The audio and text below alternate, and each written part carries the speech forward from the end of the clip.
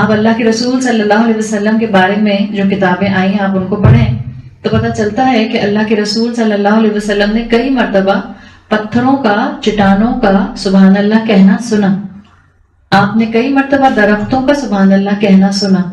آپ صلی اللہ علیہ وسلم نے کھانے کا اللہ کا ذکر کرنا سنا. آپ نے ان کی تسبیح سنی.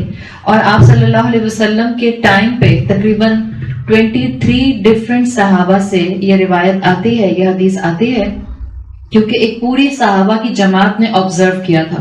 And it's a very obvious miracle of رسول اللہ صلی اللہ علیہ وسلم، جو کہ آپ کو مختلف احادیث کی کتابوں میں، اور آپ کی جو کتاب ہے دلائل النبوہ اس کے اندر آپ کو مختلف 23 صحابہ سے ملتا ہے. اللہ کے رسول صلی اللہ علیہ وسلم جب مدینہ آئے تھے تو جو مسجد کا ایریا بنا تھا وہیں پر ایک درخت تھا کھجور کا، جس کے پاس جسے ٹیک لگا کر آپ جو ہے وہ خطبہ دیا کرتے تھے. اور جب وقت کے ساتھ ساتھ مسلمان بڑھنے لگ گئے تو صحابہ نے اللہ کے رسول صلی اللہ علیہ وسلم کے لیے اسی مسجد میں ایک ممبر بنا دیا تھا، ایک ہائی پیڈسٹل بنا دیا تھا، plate form, raised plate form, جس کے اوپر بیٹھ کر، جس پہ کھڑے ہو کر آپ خطبہ دیا کرتے تھے. تو جب وہ ممبر بن گیا آپ صلی اللہ علیہ وسلم کا تو ڈیفینیٹلی آپ اس درخت سے ہٹ گئے.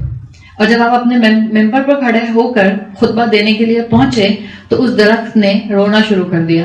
اور 23 مختلف صحابہ سے یہ حدیث آتی ہے کہ وہ درخت بالکل ویسے رویا جیسے کہ انسان روتے ہیں، اتنا کہ اس کی ہچکیوں کی آواز آنا شروع ہو گئی. تو اللہ کے رسول اپنے ممبر سے اترے اور آپ نے اس درخت کے پاس آ کے اس پر ہاتھ رکھا اور اس کے بعد وہ درخت چپ کر گیا. پھر آپ صلی اللہ علیہ وسلم نے صحابہ کو بتایا کہ اگر میں اس کے پاس آ کے اس کو چپ نہ کراتا تو یہ قیامت تک ایسے ہی روتا رہتا، اس لیے کہ اور پھر اللہ کے رسول نے وجہ بتائی کہ یہ کیوں رو رہا ہے. اللہ کے رسول نے بتایا کہ یہ درخت جس کے پاس کھڑے ہو کر میں تم لوگوں کو تعلیم دیا کرتا تھا، یہ اس علم کو مس کر رہا ہے اور یہ میری پریزنس کو مس کر رہا ہے، کیونکہ آپ اسے ٹیک بھی لگایا کرتے تھے. تو اللہ کے رسول صلی اللہ علیہ وسلم نے کئی مرتبہ چٹانوں کا، پتھروں کا، کنکریوں کا جو ہے تسبیح کرنا سنا. ایون آپ احادیث میں پڑھیں تو آپ کو پتہ چلتا ہے کہ آپ کو ایک چٹان جو تھی وہ سلام بھی کیا کرتی تھی. And these are facts. اس میں آپ کو مجھے کوئی اپولوجیٹک ہونے کی ضرورت نہیں ہے. اللہ کے رسول اللہ کے وہ خاص بندے تھے صلی اللہ علیہ وسلم جن کو اللہ تعالیٰ نے بہت سی چیزوں کی آبزرویشن کرائی.